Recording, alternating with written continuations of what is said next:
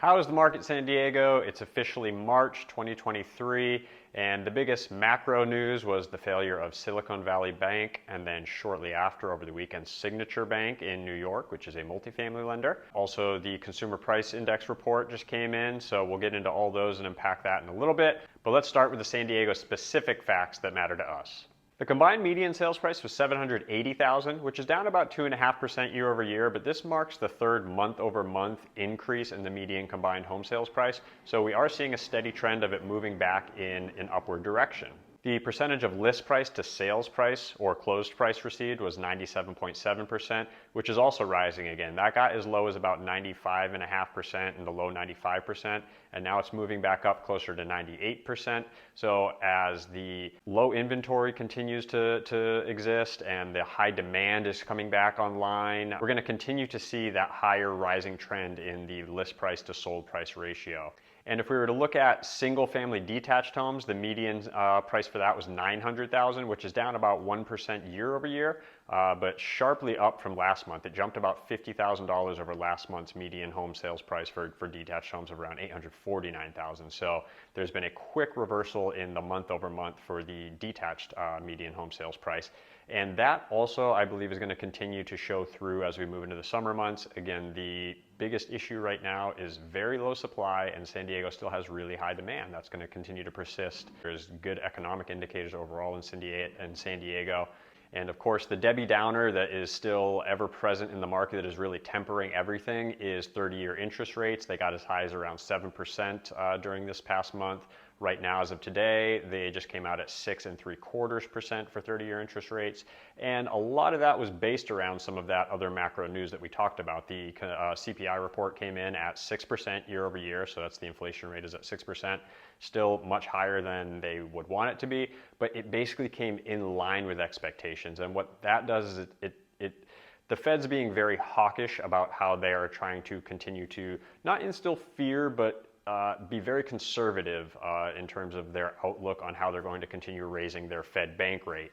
Now, those things do have a corollary with the 30-year mortgage rate. What happens is if the CPI report comes in line with expectations, not above expectations, they're generally going to follow what's already expected, which is what the market's expecting. They're not going to jump and raise their Fed bank rate 0.5 point. It'll probably be more in line with 0.25 point, which is what the market's expecting. So the 30-year interest rate was a little on the cooler side. It didn't see any need to jump above 7%. In fact, it went down, like we said, to about 6.75%. That follows on the biggest news that I'm sure everyone's been seeing the headlines about. Silicon Valley Bank is the second largest bank closure in history, right behind WAMU, which happened in around 2008. The critical point to really consider with this is that Washington Mutual, of course, that was bad residential banking loans, home loans. Based on really poor underwriting and banking lending standards, they were giving away subpar loans to people who just unfortunately couldn't pay for them, and then also they were adjustable rate loans, so the payments were increasing after a certain amount of set years. Silicon Valley Bank, not to go into it because I'm sure there's going to be a lot more information coming out, they were betting on long-term bonds, and then the interest rates rose so high that when there was a bank run, a large group of depositors tried to take their money. They weren't liquid enough to cover all those deposits, and that caused an issue. So what's interesting with this is because consumers thought there was a problem, consumers created a problem. So overall, what are we seeing in San Diego? Multiple offers are coming back on some of the nicer homes on the market. So when it's a nice home, it's been prepared well, and it's being priced well, you are getting multiple offers. They are coming in relatively early. So while the average days on market is around 40 days on market, that actually ticked down from last month. So there was about an 8-month span where the average days on market kept increasing. As of this month, it actually went down a few days. So I think it went from maybe around 43 down to 41.